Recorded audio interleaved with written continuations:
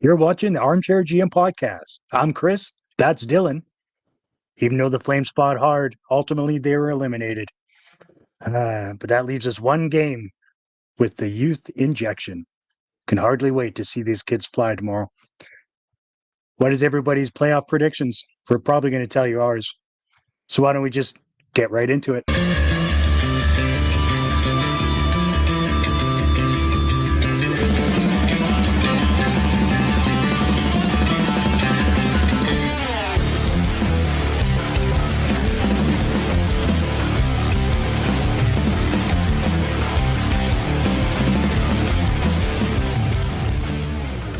Welcome to the Armchair GM Podcast. Well, Chris, you remember those back-to-back games in St. Louis where we just sucked and let defenseman Colton Parekh basically single-handedly beat us twice? Twice. Imagine that. I feel like those were pivotal games for the season. Yeah, I mean, nobody would have thought it then because the Blues were fucking terrible then. That's right. I think they call those 4-point games, don't they? They do. Or does that only apply in the last 2 weeks of the season? That's the only time people actually talk about it. But I mean, really, all games are 2-point games. That's correct. St. Louis went 11-2-1 in their last 14 games there, 15 games. Yeah. And the Flames went 10-2-3. Like, what's that? 23 out of 27 points. That is ridiculous. That some team actually did better than us, and it was the team we were chasing. Yeah. Like, let's be honest, a 10-2-3 run to end the season while you're in a playoff chase is pretty fucking good. And the boys are full credit for it. I mean, like you were saying earlier, they really didn't start all of those games on time, but they sure as hell finished them on time. Yeah, that was, I mean, although the outcome was good in a lot of those games, obviously. I mean, let's be honest, the first 30 minutes of almost every single one of those games, they were horse shit, right? They were dog shit. They were dragging their feet. They're getting outplayed by everybody for 30 minutes. And then whatever, I'm not sure what Husk is telling them in the second intermission, but whatever it is, he needs to spend the entire season saying the same thing next year because it really got them going. Showing tape of the, what was it, 14-15 comeback kid season, and just like Maybe. has the same like 5 or 6 third periods, just fast forwarding them, just showing what you have to do to come back every game. Not sustainable, but it was a good for 15 games there. That's right. It was fun. Maybe he's throwing a stick in the bleachers or kicking over garbage cans in the intermission. I mean, who knows what he's doing? He's got to be taking a piece out of multiple coaches' handbook because whatever he was feeding them, they were buying it. It was good. Yeah.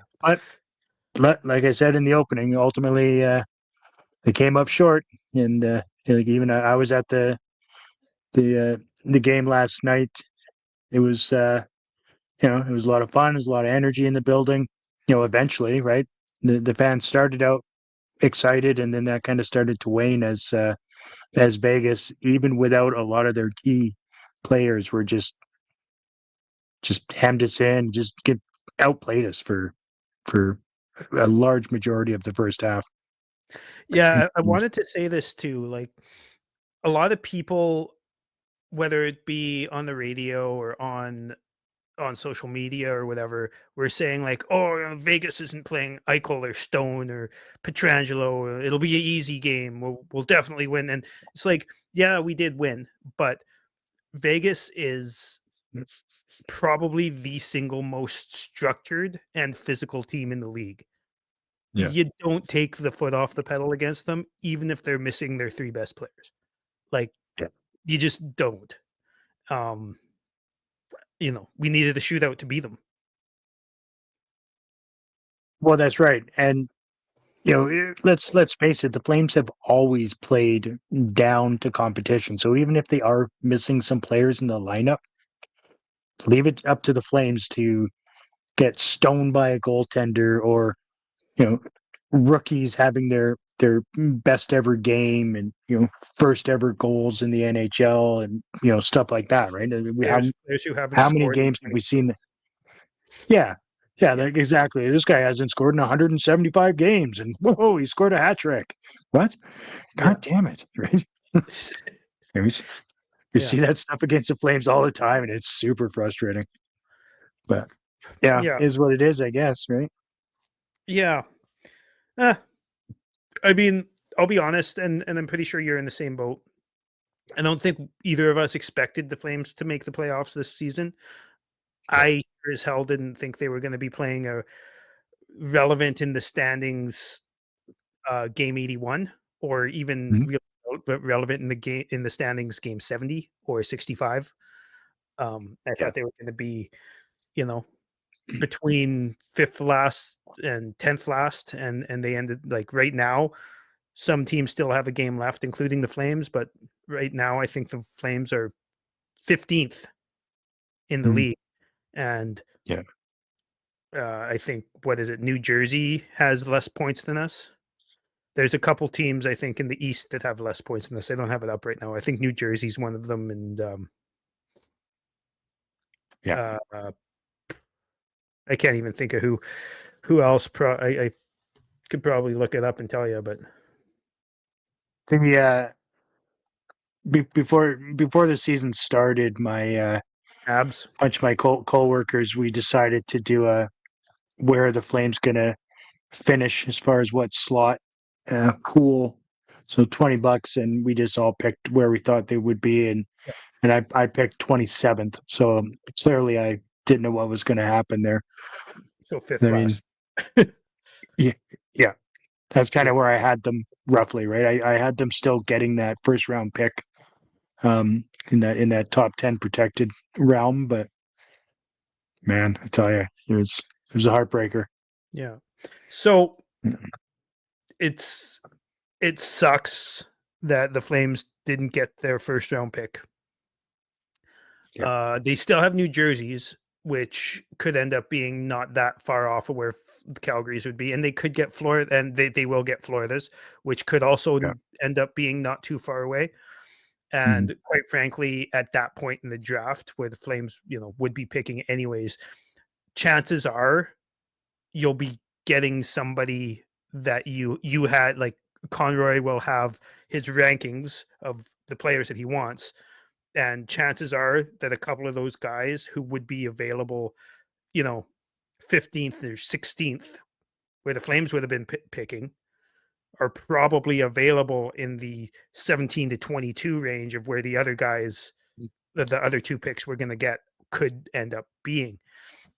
So it's not the worst outcome, but it's, and full credit to the team. As much as you and I wanted the top 10 pick or whatever, I think that it's worth saying that the team never quit. The boys really pushed at the end, and no, they had a handful of bad games. That one in Utah for Backlund's 1000th game really sticks out to me as what the fuck are you guys doing? I think it was 5-0 or something like that. I can't remember. That was a all right, tear it down type game, right? It was like, what the hell are we doing here? We're not even in the same league as Utah. Yeah. So yeah, but honestly, full credit to the team. They played their hearts out, and a lot of the kids, unfortunately, not so much Zeri because of injury, but most of the kids really stepped up and started playing well, whether it be Klapka, who really turned it on in the last, 10 games of the season, or Coronado, who just continuously got better as the season went along, or Wolf, who started off a little slow and then just got better and better and better as the year went along as well. That's good to see. Part of a rebuild is developing young players, and they've done that. And I'm really excited to see. They called up Hunter Brstevich and Sam Morton. Sam Morton, whatever. Probably a fourth line center for us at some point, but I'm really intrigued to see Brstevich and Parekh and Suniev if they all get in for the final game on Thursday. Yeah, I think obviously we thought that we'd have a little more youth coming in quicker than they are, but they were in that fight, and so I mean I get it. I mean, it's tough to break up a room that is played well together, and they just they went to work and they went to battle for each other. You could tell that they're a good group and they really liked each other and they like playing for and with each other. So but it'll be nice to see these kids slot in, and let's see what they can do for a game against LA. Obviously, it'd be a tough game regardless, so it'd be good. It'll be good. I mean, hopefully we can see some sort of a show, right? Let's see what Parekh can do on the power play. Let's get him on. Yeah, I'd like to see that. Get him on power play 1. Let him play a full minute 20 on the power play. Like, let's do it. I agree. And just rewinding to what you said there a minute ago, it seems like I don't know, a small victory that the team played for each other and seemed to really like each other, but it's really not. Just coming from where we were last year, not that they didn't like each other, but with all the players that wanted out and the culture that was broken and destroyed over the past couple years, and seeing the switch completely flipped to a team that loves each other, seemed to get along really well.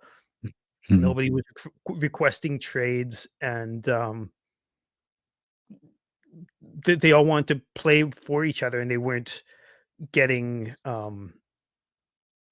they weren't giving up. They were continuously playing hard for each other.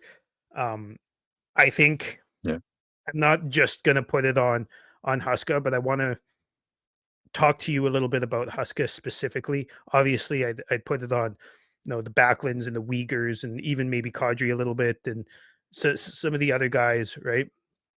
But I want to really give Huska a lot of credit. Is he a championship coach? Maybe, maybe not. Probably not. Not many coaches are championship coaches, but I truly think Huska is the coach for now. I've seen a lot of people ask if we're going to fire him over the off season because people weren't happy with some of the decisions he made. Like, I'm giving him a ton of credit, and there was still some decisions that he made that I wasn't a big fan of, but no coach is perfect. My opinions aren't always right, but I just think Huska deserves a lot of credit for what he did and how he helped bring the team together after how broken everything was last year and the year before. Yeah, I agree. I mean, it kind of starts at the top and it filters its way down, right? Like, there's certain players you have to give credit for at least given their part as far as changing that culture and the atmosphere and the attitude in the locker room. Guys like Ryan Lomberg, which I mean, what's not to like about him if you're a teammate, right? Exactly. He's always smiling. He goes to war and he'll fight anybody over a situation, protecting you, all that fun stuff. Like, he's the type of guy you want on your team. He's the ultimate teammate, and then bringing in some of the young players and having them contribute, and you could tell they're excited. They're excited for Wolf because they've also been playing with Wolf for, a bunch of them for a while, and so they're super pumped to see him, play as well as he has and start to get his recognition. Like you could tell after victories and stuff when they skate over to him, like they're genuinely happy about how Wolf's come on this season. Like it's a good story, right? There's, Yeah. like I said, I had them, roughly around the fifth worst in the league before the season started. They made a fool out of me, and I'm willing to admit that. But I still think, as far as talent wise, I think they played well over expectations for that. And so, good on them. Good on the coaches, good on the leadership core of the Flames, and let's keep rolling with it, right? Let's make next year even better. I'm curious to see. I can't see the entire leadership group coming back. The way I look at it, that the leadership group of the Flames right now would be probably Backlund, Weegar, Andersson, Kadri, and Lomberg, and Coleman. And I don't see. I see it probably two of those guys moving in the off season. I mean, I could It'll see a be guy interesting like to see Coleman being moved because, I mean, I don't know necessarily if I really consider him to be part of the leaders. He's definitely a great guy to have around as far as just being a really good human being and his work ethic for sure, and just the way he plays the game. Yeah. I don't know. I can't say for what he's like in the locker room. Is he vocal? Does he get guys riled up and pumped up? I mean, maybe, but he's one of the ones that I could see potentially being moved this offseason. Backlund still has one more year on his contract, so he'll likely ride out that contract, I would think. I get the sense that he wants to retire as a Flame. I do too, and I also get the sense that he wants. I've said this probably 100 times now, but I get the sense that he wants to pass Drew McGinley in games played, and he's not that far off. I think he's another season and a half to 2 seasons away from doing that. Right. So maybe one more 1-year deal after he's done his current contract, which at that point in his career, probably a penalty kill first guy over the boards, but fourth line center, which is perfectly fine, especially if he's going to sign a 1-year cheap deal type of thing just to get past the games played. Yeah, exactly. And I feel like at that point, he's not going to have the C on his chest, but he's going to be integral to the attitude in the locker room. Yeah. And with Coleman, the only reason I could see him being traded is because he's only got 1 year left, I believe, but he also has I think he's got 2, but he has 2. Yeah. Yeah. But he's also got a change in his no move clause coming, I believe, that changes it. So he's only got 8 teams that he can be, or that he can reject. Yeah, he's got a 10-team trade list 10-team trade list. For next year and the following. Yeah. Okay. I thought it was 8 for some reason, but sweet. So that 10 teams. A guy like that is probably going to put contenders on there. So 100%. Yeah, if we can find a deal in the off season, I think that would be ideal, just so we can insert somebody from the A into his slot. I think he would be worth a lot to a contender at the trade deadline next year, but I think in my opinion, I think he's one of those ones that you try and move in the off season, just so you can, like I said, just so you can insert the player X into that spot and kind of roll with the youth on it. That's my thought too. What do you think about Rasmus Andersson? So that's the conundrum, right? Are they That really going is to a use conundrum. him? Do you think? I think they are.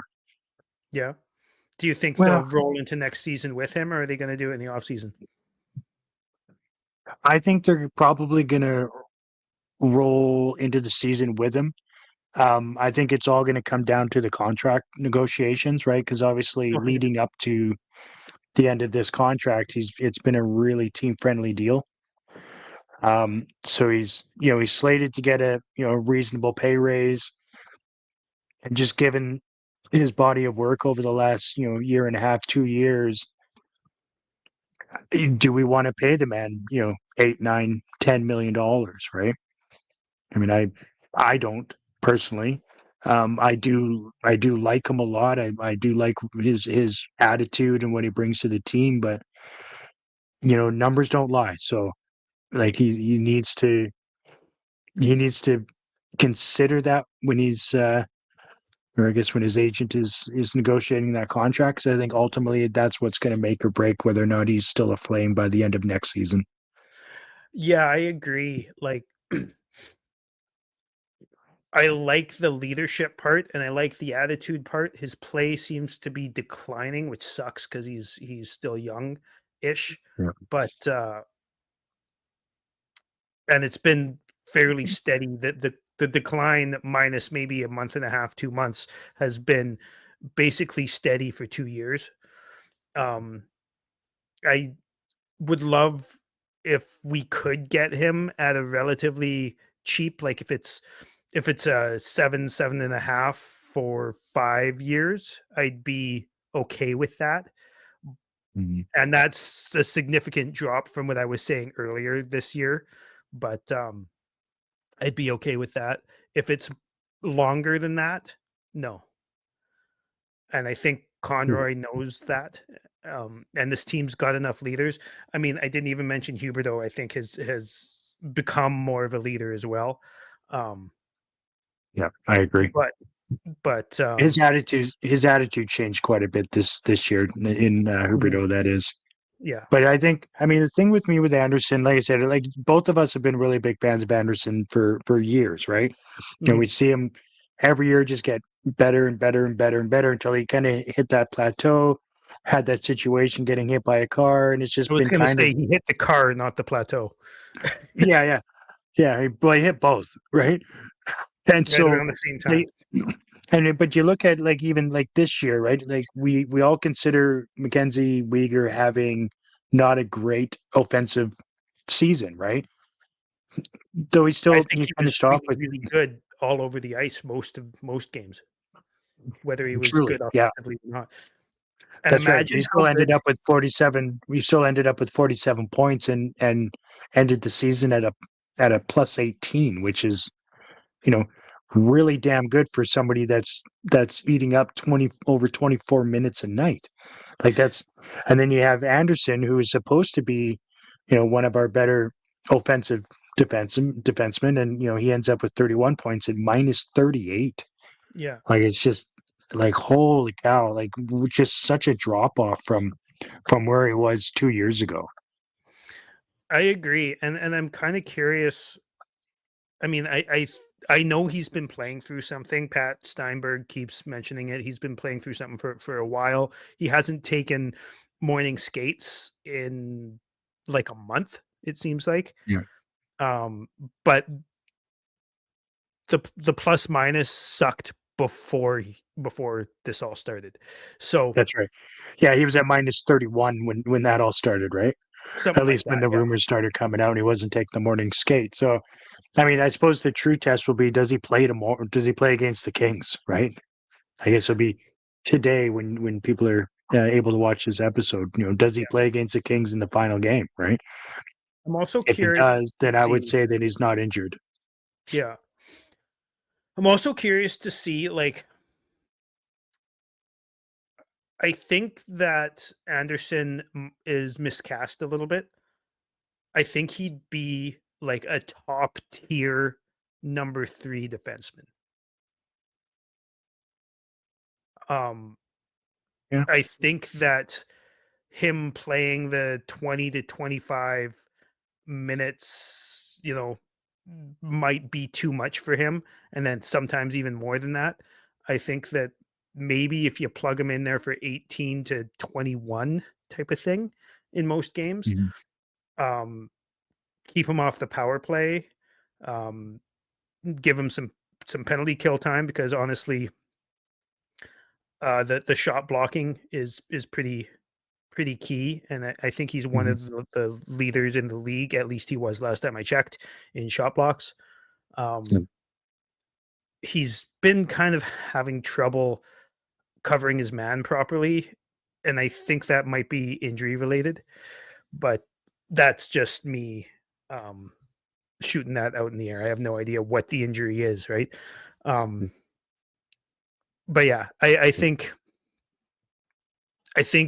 any deal would have to be mid-term, not long-term, and couldn't be, you're not paying him like he's a number one defenseman or a number two defenseman. Yeah. Yeah, I agree with that. Yeah.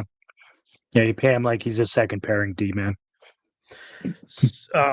Otherwise you trade him, and I think we're probably trading low, but I think there's still a pretty decent market out there for him, but I'm not sure.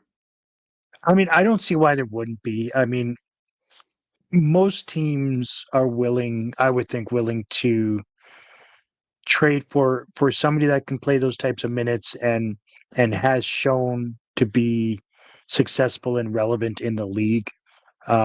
He's still reasonably young, and I honestly think he has potential if we do trade him to bring back a decent return. Obviously it's not going to be what it could have been a year and a half ago, but I still think given where the Flames are at the moment and what they're trying to do with this franchise currently, I think, in my opinion, I think he's worth more traded than he is extended. And I think one of the things that you would look at with him too is, if you were to retain on him, you're only retaining for one season, and you're not retaining much because he doesn't make much, right? That's part of the appeal is his current deal, which I think is only 4.5. Yeah. 4.5. So you can only retain 2.25 on it, but then somebody's getting Rasmus Andersson for 2.5 mil or less than 2.5 mil. That's really appealing for a contender, right? Mm-hmm. That's really appealing for a contender. Yeah, but no, if we could sign him midterm, to a third defenseman level deal, I wouldn't be upset either. Especially with Parekh coming up.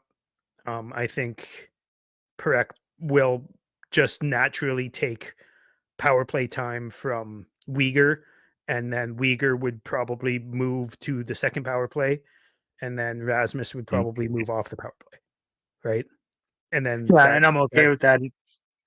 If Parekh is taking first penalty unit minutes, then McKenzie comes down from the 24-11 ice time that he's averaged this year to something a little closer to 22 and a half, that sort of thing, which I think would benefit everybody, right? I mean, Weegar's not exactly a young guy, so taking a couple of minutes away from him every night, I think would help him with his production and just make him a more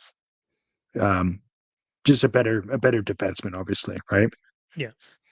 So I just wanted to finish off with the leadership, which leaders are still going to be there next year conversation we were having. Huberdeau, do you think that, like, I'm not sold he would waive his clause now. I think he kind of likes Calgary and he likes the position he's in now. But do you think that he's raised his value enough that if we retain 2.5 type of thing, do you think he's raised his value enough that some team would actually pay a decent price for him? Or I think he's on the team no matter what, and I'm happy with that because I like the player he's become. But I think he is. I think obviously, him getting 28 goals this season is huge, right? I mean that battle that level was is great. impressive.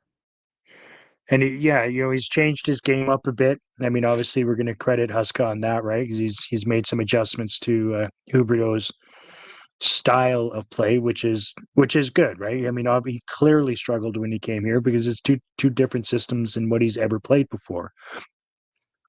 I don't know that he's necessarily raised it enough at the moment. I think if he can do it for one more year, yes.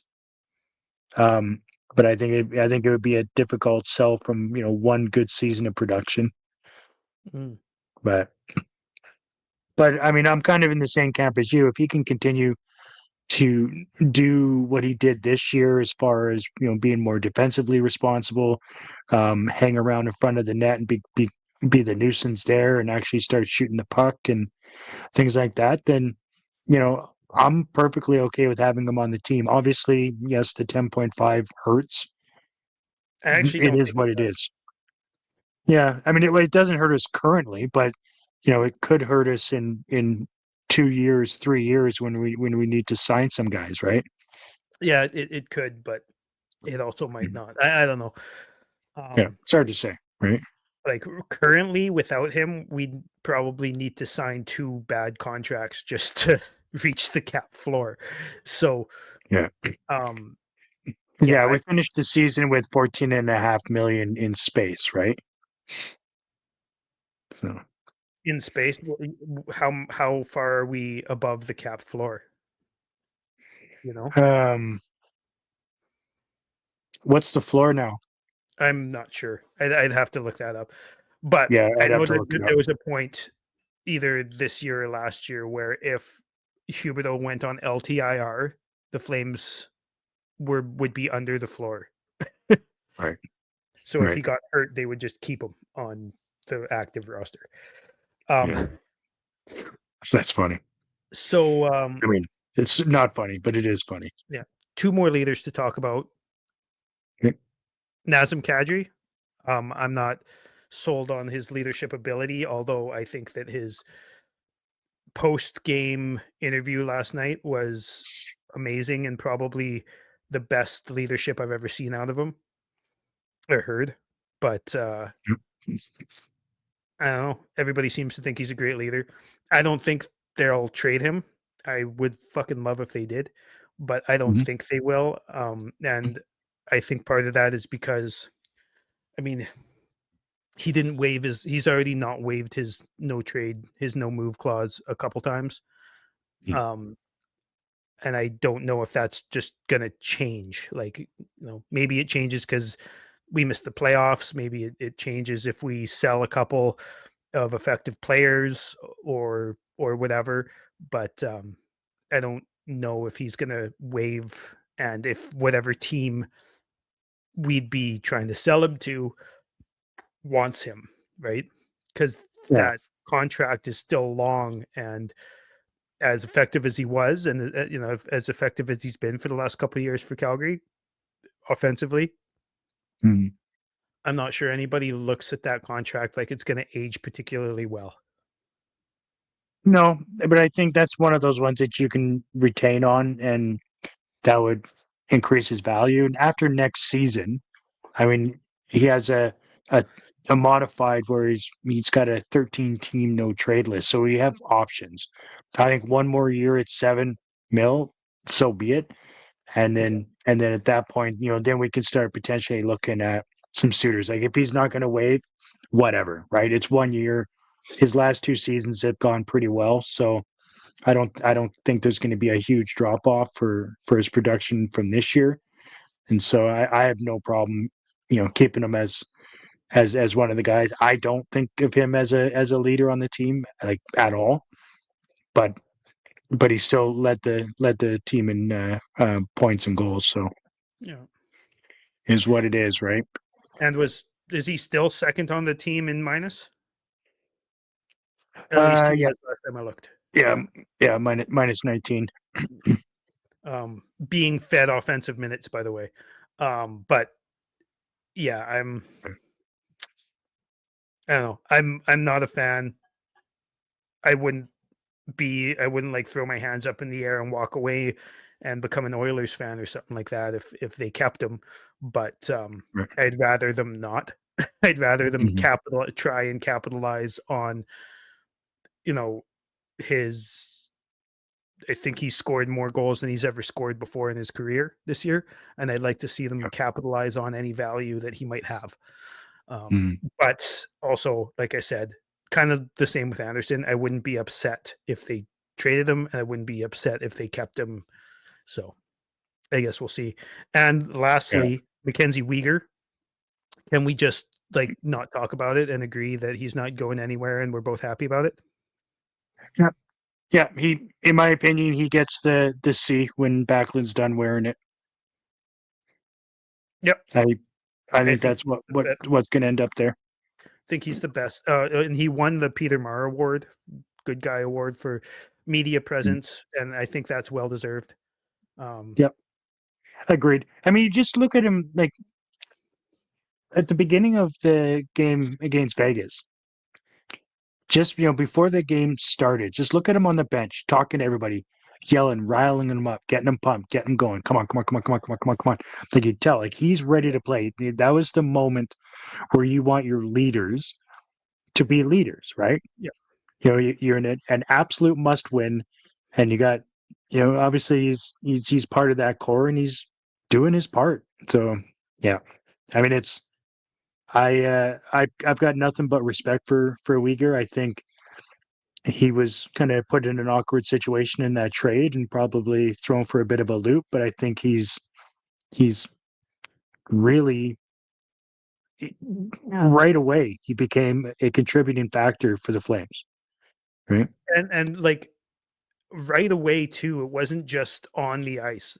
Like he Yeah. was really good on the ice for sure, pretty much right away. But it was also like talking about needing a new arena, talking about things Mhm. that players don't often talk about in the media, and yeah, he hasn't stopped Yeah, that. that's right. He hasn't stopped. You can tell he's an intelligent person, right? Just watching him, when with his media availability, even just the videos that they do with the Flames, like after hours stuff, right? Interviews, like doing the walk around his house, and he's hanging out in his community there in Lakeview, in the park, and just the conversations you see him have, and his interactions with the fan base and everything. Like he's a good human being. He's intelligent. He speaks well. He's just a really good ambassador for the Flames. Did you hear what he said right after, or in his first media scrum after winning the Peter Marr Award, the Good Guy Award? No. He somebody, I think it was Francis, or it might have been Wes Gilbertson, asked him some stupid question, and he said, "Oh, Right. so I've won the award now, so I can come at you guys now, right?" Right. Nice. And that's the thing with Uyghur, I think. And the reason I look at him as more of a off the ice leader than Kadri is. I'm sure Kadri's a fine on the ice leader, but the sincerity. Yeah. I don't find I find Kadri to be very um cliche and very insincere with Mhm. what he's saying, whereas Uyghur is, you feel like what he's saying is how he feels. Yeah, he's not giving you. He's not always giving you the stock answers, right? It's not got to get pucks deep. Got to start on time. It's not the garbage, right? That everybody hears or He also everybody takes says. accountability. When he plays Yeah. bad, he says it. Kadri Mhm. does not. He'll take accountability for you. Yeah. Ready to win some real cash during basketball playoffs? Check out Pick Six from DraftKings. When it comes to basketball payouts, DraftKings Pick Six posterizes the competition, including prize picks. Hit all your picks and score higher minimum payouts on Pick Six Plus. even more cash if you outscore the competition. Pick Six is available in most states, including Missouri, California, Texas, Georgia, and more. New players get 50 in Pick Six credits instantly on just a $5 entry. Download your DraftKings Pick Six app now and use code THPN. That's code THPN for new customers to play $5, get $50 in Pick Six credits. Better payouts, bigger wins. Only with Pick Six from DraftKings. The crown is yours. Gambling problem? Call 1-800-GAMBLER. In New York, call 877-8-HOPE-NY or text HOPE-NY 467-369. In Connecticut, help is available for problem gambling. Call 888-789-7777 or visit ccpg.org. Please play responsibly. On behalf of Boot Hill Casino and Resort in Kansas, 21 and over. Age and eligibility varies by jurisdiction. Void in New Hampshire, Oregon, and Ontario. Bonus bets expire 168 hours after issuance. For additional terms and responsible gaming resources, see dkng.co/ftball. NFL Plus Premium offer available only to new and former NFL Plus subscribers. Additional NFL Plus Premium terms at nfl.com/terms. So that's the leadership talk. Let's talk about the playoffs, because with the Flames being out of it, we got some pretty interesting matchups still. Yeah. Let's start in the East. It looks like the Caps and Habs are going to play. Actually, I believe that one's locked. I think they're all locked in now, but I think they are too. Yeah. So the Caps and Habs, I feel like this could be the biggest quote unquote upset. Now, I'm not saying that the Habs are going to win it, but I feel like out of all That's of what I the heard. all of the seedings, I think that this one has the biggest chance to be an upset. You know what? I'll call it Habs in 7. Habs in 7, eh? Yeah. I mean, why not? Right? The only caveat to that is, you got Ovechkin just, breaking the goal lead. Of course, he still has a long ways to go before he does the all time, right? Like he's just done the regular season. He's always been meh in the playoffs. So yeah, I can see it. It's definitely possible. I think if a team can do it, I think a team like the Habs that are just full of energy and they seem to just have a lot of drive right now, it would be an interesting finish to their season. I think that'd be fun. And I think something that's underrated about them as well is that they've actually got a little bit of physicality and size with their youth. Now, quite a few of them are undersized, but there's also bigger guys like Laine, maybe not physical, but he's big. Slavkovsky is physical and big. They've got some good defensemen who are big. Obviously not Hudson. Hudson's small, but dynamic as hell. Yeah. I think they've got. I don't think their team is a complete team or fully developed or anything like that, but I think that they could easily upset the Caps. And I really like the Caps, and I'd like to see Ovechkin continue because he's one of my favorite players in the league. He's just so much fun to watch, and big physical guy who scores like nobody else.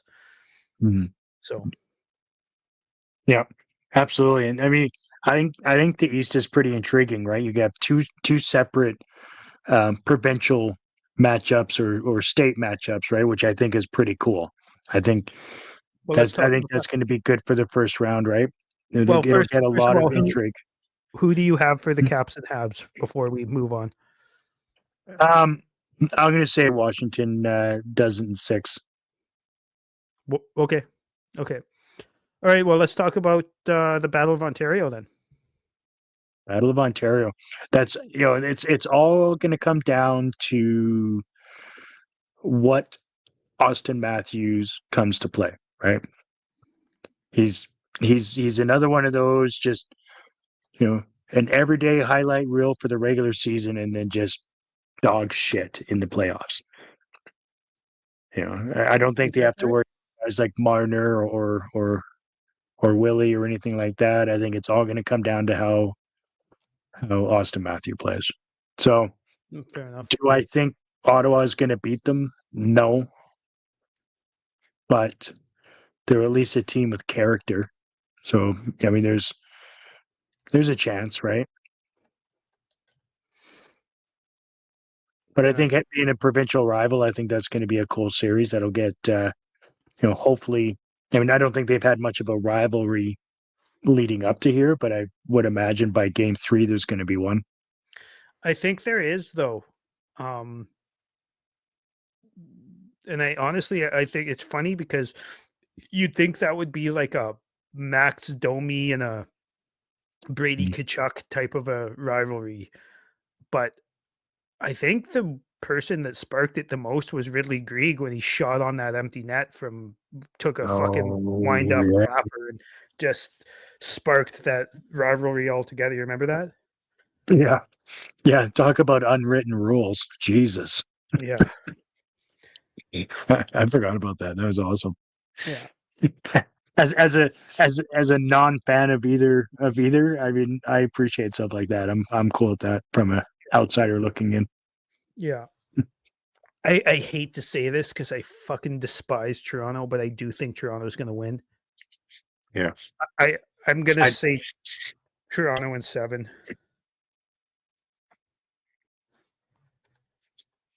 What about you? You know what? If an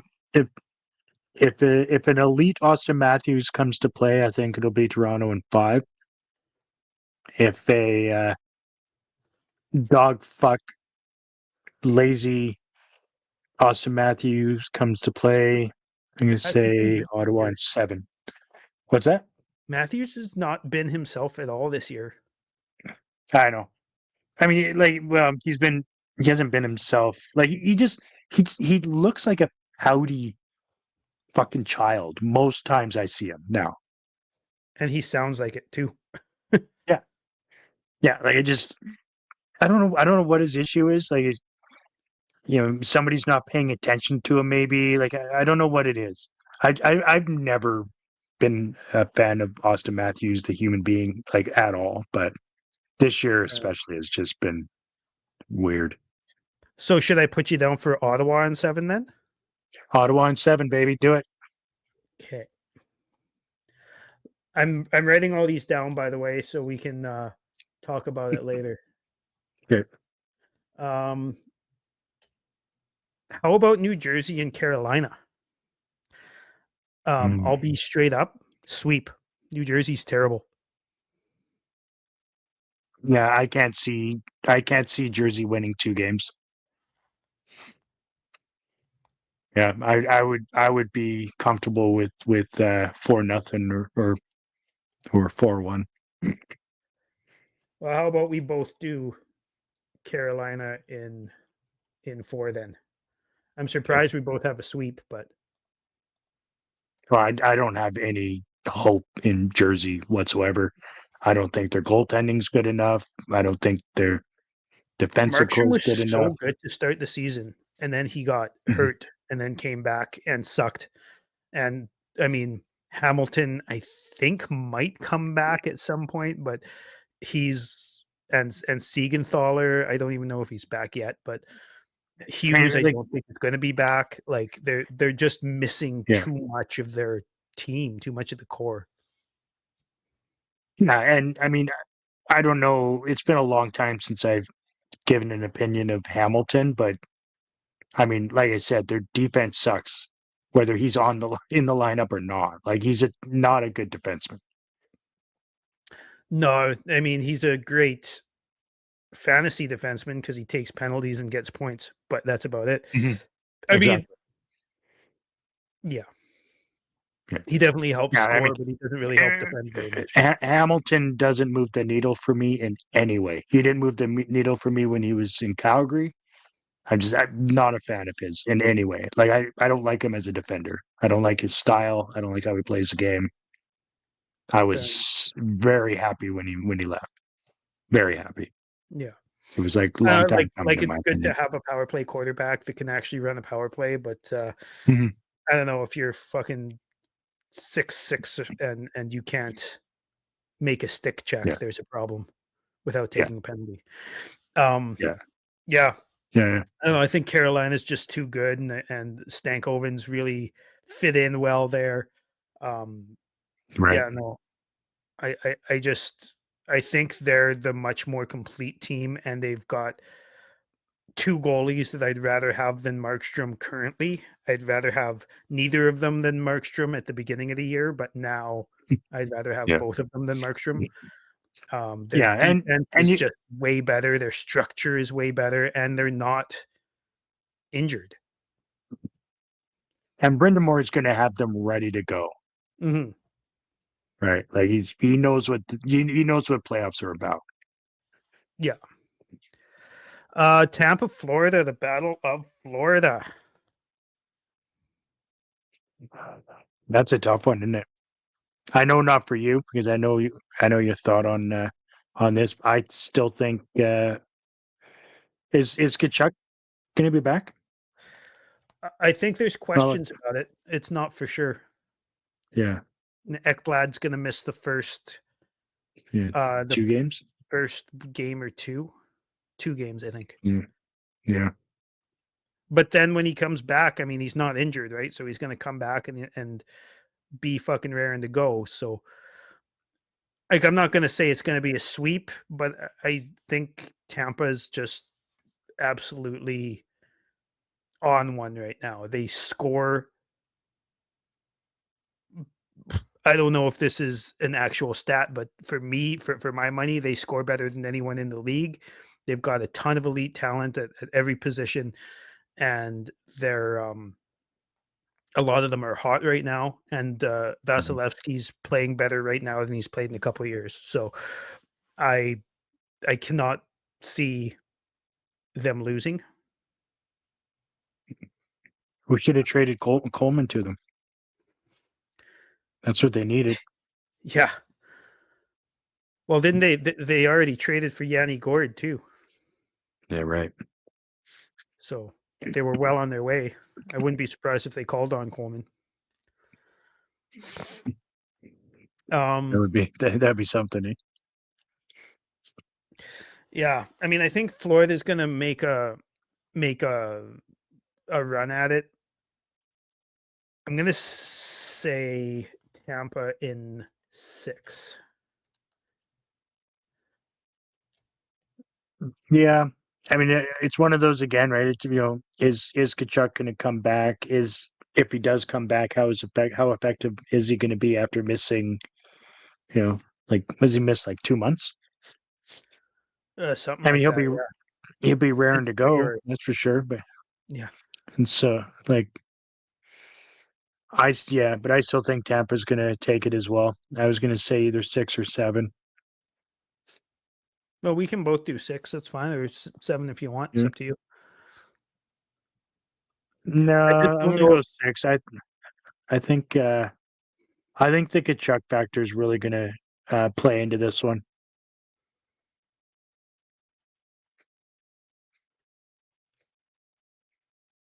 Okay. Yeah, I think the Tkachuk factor, and I also think they're just not as deep. Like I like Seth Jones. That was a good addition for a team that needed, a number 3 defenseman. Yeah. But now he's playing too much again, like he was. Right? Because Ekblad's out. Forsling is great. I love Forsling, but I'm just not sure if Florida can win either of the first 2 games, especially without Tkachuk and Ekblad. And then I don't think they'll be able to overcome the hole that they're going to dig in the first couple games. Yeah, that's kind of my thought too. Right? Is they're going to likely go down 2-0 right away, and I think it's going to be too difficult to get back from that. I think it's going to be a hell of an entertaining series, though. Mm-hmm. I agree. Both teams are made for the playoffs. Yeah. Colorado, Dallas. I'm not going to lie. My opinion on this on this series has I mean, we've known this is going to be a series for a while, or at least pretty much known it's going to be a series for a while. But my opinion on it's changed over the past couple weeks. Is it? Mm-hmm. I'm gonna have to go with Colorado, and I think Colorado is just so good right now, and I think Dallas. I think they were really negatively affected by. I mean, first of all, I think Ottinger's a little bit overrated after the amazing series he had against us. I think that his plays kind of dropped off since then and kind of leveled out. Like he's still a good goalie, Absolutely. but I don't think he's a goalie that's good enough to fend off Makar, McKinnon, and all those guys. I think Rantanen is the X factor. If Dallas wins, it'll be on the back of a highly motivated Rantanen. I think Dallas has way more depth on offense, but I don't think their defense is very good, especially since Heiskanen is likely out. Oh yeah. And I'm just not sure that plugging Esa Lindell out there for 20, 25 minutes against McKinnon and Makar and whoever else is playing with them at any given time is going to do much. Yeah. So, honestly, like 2 weeks ago, I would have had Dallas in 7, but I think I'm going Colorado in 5.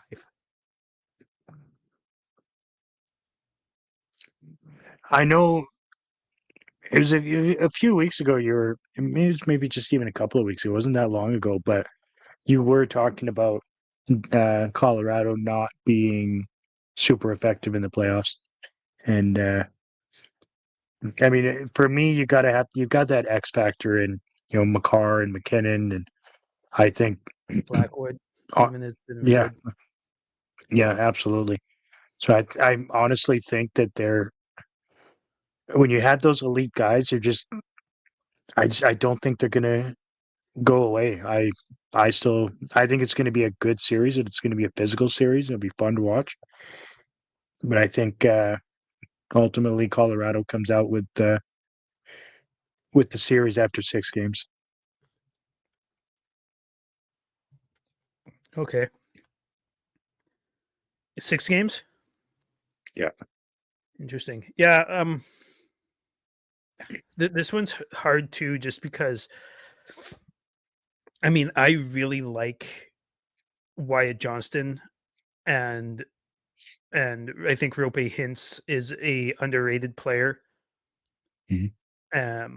I just don't think they've got the defense set up right now. Like they're so talented up front, but I think basically it's going to be what Harley and Lindell and a bunch of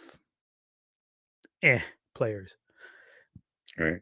And I don't think that, especially with the Nichushkin and Drouin is even playing better, and over the past couple of years actually, and I just don't know if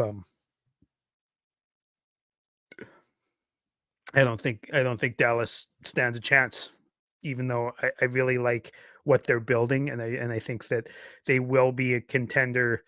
And honestly, I looking at the rest of the Western Conference, I don't think they would lose against anybody else in the first round besides Colorado. Yeah, that's fair. That's fair. Yeah, Colorado looks really good right now. Yeah. All right, let's talk about LA and Edmonton for the 4th fucking year in a row. Right. LA's got home ice advantage this year, which is great, and I think they've only lost 5 or 6 games on home ice all season. Yeah. Which is an absolutely nut stat considering they play 41 games at home.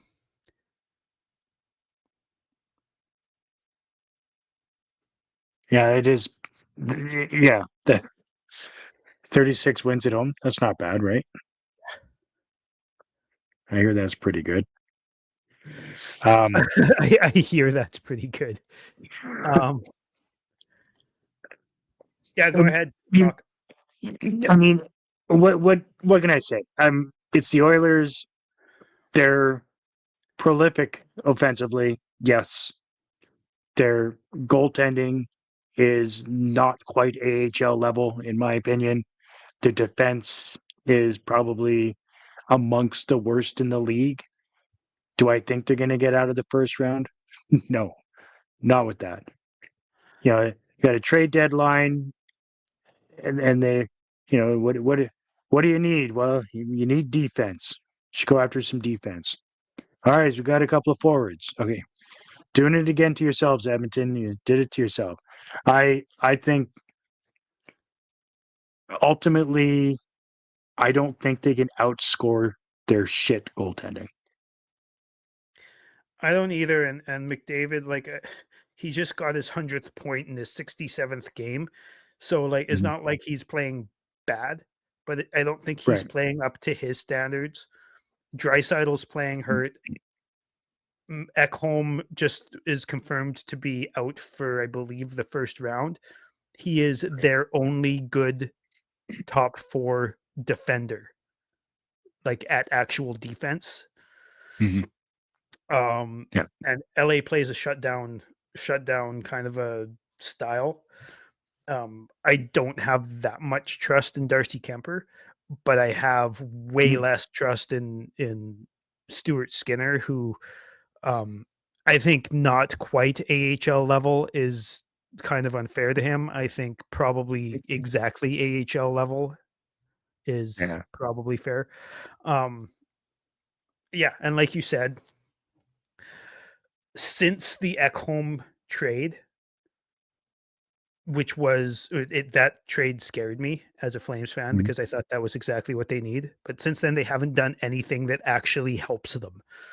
Right. No, they might be getting Evander Kane back, but I mean, I'd rather have Broberg and Holloway than most of their team. You know what I mean? And they just let those guys go and then signed fucking Jeff Skinner, and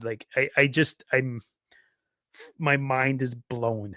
But yeah, exactly. I mean, what's Kane going to do? He's just going to spend his time trying to tackle people and fight them from behind and just be a dickhead out there. Like, I don't think he's going to be a factor.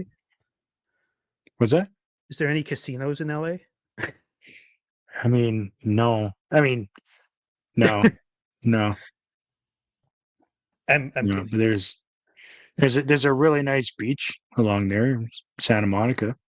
Yeah. Anyways, yeah.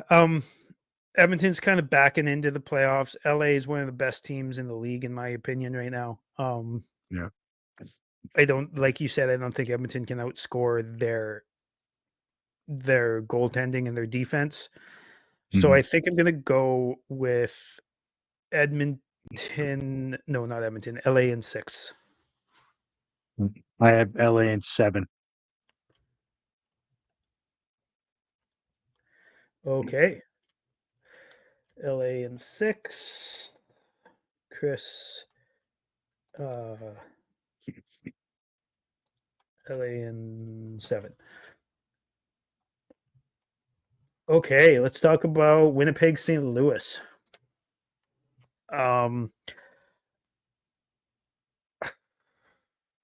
Well, they've overplayed Hellebuck once again. Right. Plus, he played in 4 Nations, so he didn't even get a break. I think between that, the President's Cup curse, and just the way that St. Louis has been in the last month, I think you couple all of that. Obviously, the home ice advantage goes to Winnipeg, which is good for their arena because they're a good crowd. They're loud. They're exciting.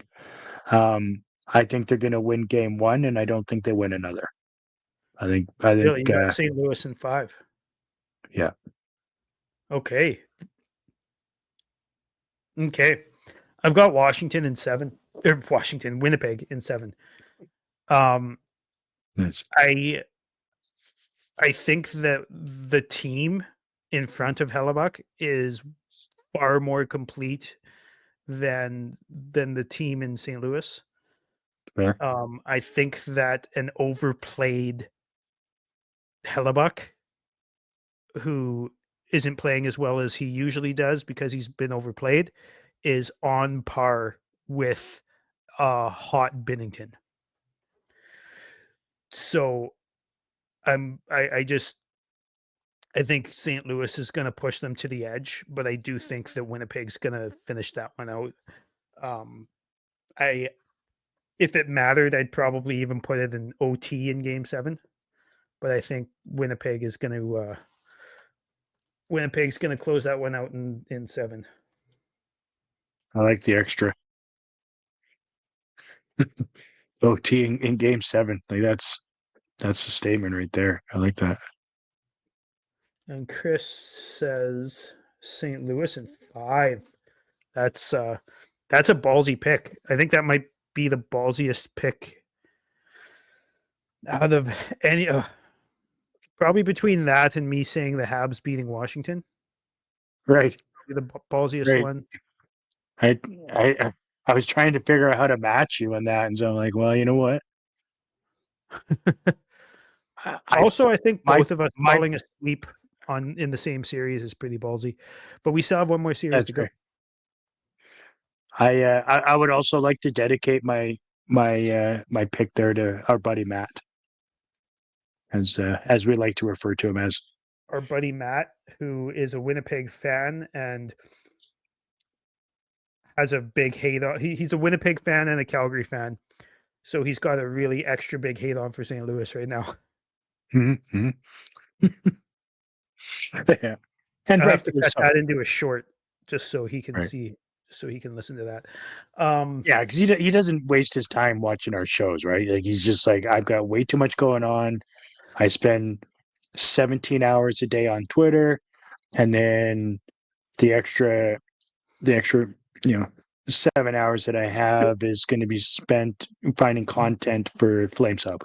Like I think that's whining about being the best fantasy team in our league right now. Right. Like I don't think he actually works. I think he literally I think he may go somewhere that is called work, but he's on Twitter or X the whole time. He knows everything that's going on at any given second. It's mind blowing because he's also like in the bush, out of phone service, and then he comes back, and all of a sudden there's like 30 posts. Even when he says that he's in the bush and has no phone service, he'll post 60 times. It's like, I thought you were in the bush with no service. Oh yeah. All right, let's talk about Vegas and Minnesota. Why not? Getting a little bit long. Yeah. Vegas and Minnesota. I mean, that's a tough one for me to pick, honestly. I think obviously Vegas, I would say, is a better team, but I still think that Minnesota, having a couple of key guys come back just before the playoffs is going to be absolutely huge for them. And I think having with that being said, I think I've got Minnesota in 6. I just want to bring this up here. Joel Eriksson Ek, since returning,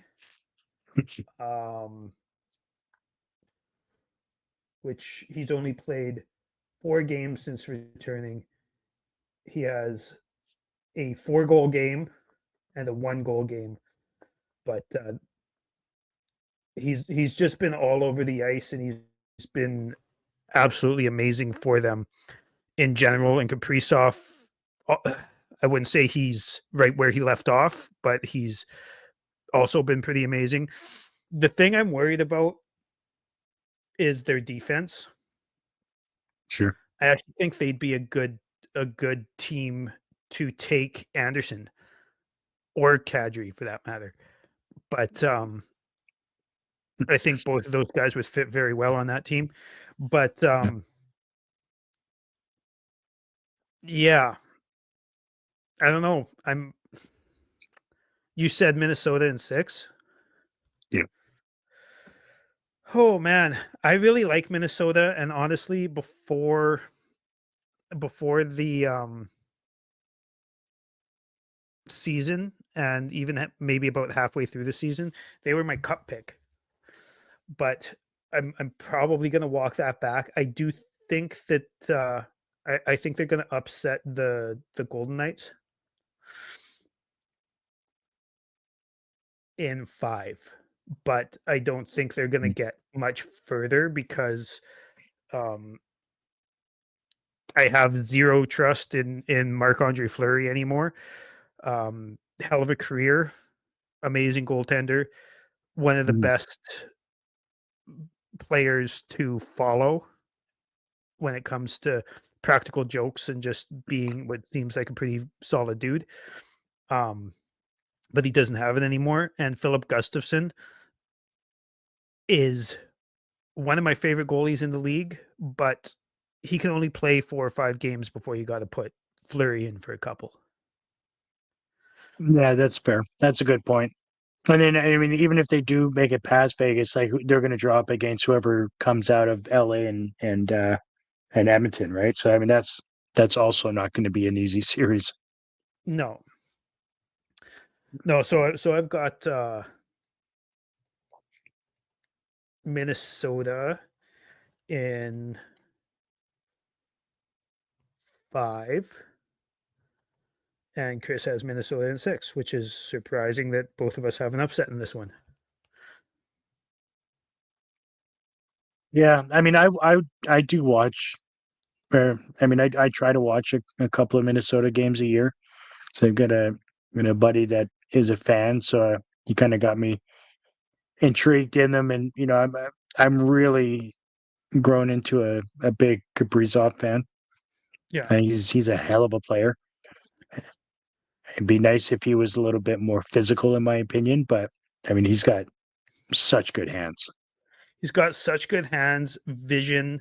His motor is nuts. Like, and his acceleration, and I don't mean like how fast he skates, but his explosiveness when he starts skating it's amazing to watch, and he can do it going any way. He just surprises people and breaks ankles like nobody else in the league. It's really fun to watch. He might be my one of my top 5 players in the league right now. Yeah, that's fair. That is fair. He is a hell of a player. Yeah. All right. Well, we're not going to drag this on much longer. Make sure you check us out on YouTube. Hit that subscribe button. Comment down below on which your picks for the playoffs. Be interested to hear what people have to say about that. And over the off season, we'll talk lots about the Flames and what they'll look like next season, and so that should be fun. Agreed. Don't forget to share us with your friends, your family, whatever. Give Armchair GM _pod a follow on X. Subscribe to all the platforms on Spotify and Apple Podcasts, iHeart, all that fun stuff. And I'll have the link in there for the Rocky Mountain Maniacs as well. Give them a follow and download some of their stuff off Spotify. You'll enjoy it. They're the guys that we stole some music from for the intro and the exit from the podcast here. Yeah, and so check us out on Blue Sky as well. I just joined that last week, so yeah. Doesn't seem like there's a whole lot going on Flames Blue Sky, but might as well get her started. Yeah, there's no time like the present. Yeah. Thanks for tuning in, everybody. As always, go Cheers. Flames. Go Flames.